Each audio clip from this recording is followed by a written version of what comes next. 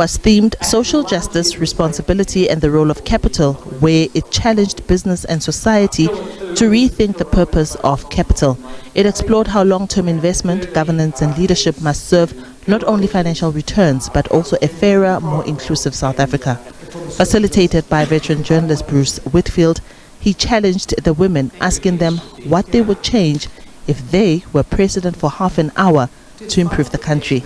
Prabashni Moodley, the CEO of Old Mutual Life and Savings, says she would depoliticize government. Can we have a civil service that's solely professional, without political appointments, and address...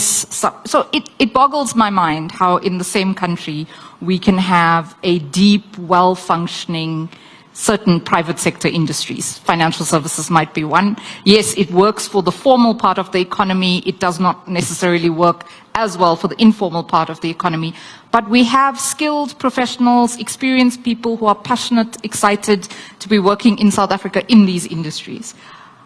Why do we struggle so much to take some of that passion and energy and expertise into our municipal governments? The president of the Labour Federation, Cosatu, Losi, says she would connect what already exists in the country and implement policies. What we need to do is to join the dots between policy, between business practice and worker empowerment and community well-being. And then once we're able to join the dots on what we already have and how is it going to work for us, I think we would be able to address all the challenges that we have. As we always say that South Africa has policies in place. What we need is how we're going to implement that, but also have everyone at the table. The challenge that we have is that others, they meet on the side, they take a discussion. When it's concluded, they expect those that must implement it and those that are going to be impacted by it to then just follow suit. That's when then we create also these high levels of inequality. Just one on me, the issue of inequality, you know, we've been talking about it. Equal pay for work of equal value, let's close the gap. I don't think also CEOs of big corporates are ready to close the gap. I would love to see what Prabashni is saying, really becoming a meaningful act that we see. Because if you look, for an example, this is what we've been calling for.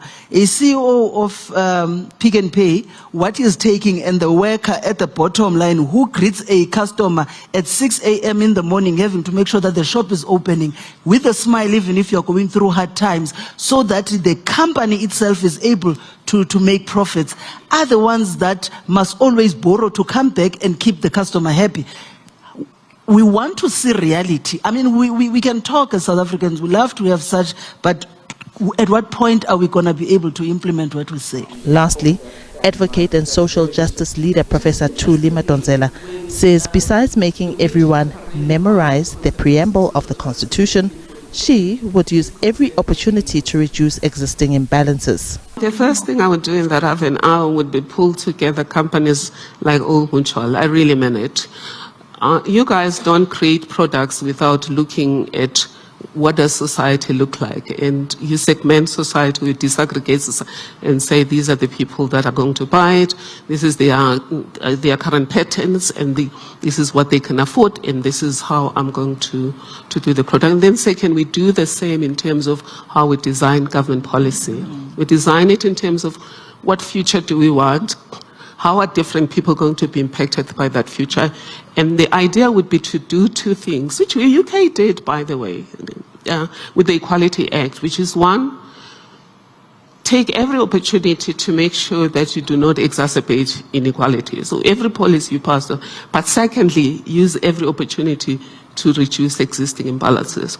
So that's the first thing I would do. That's only one thing. You're only allowed one thing. That's the only thing I can do. It's half an hour. Your half an hour is up. You're done. And our time is up as well. I'll give everyone a copy of the Constitution and say, I want everyone to remember the preamble by head. Diabosito, SABC News, Johannesburg.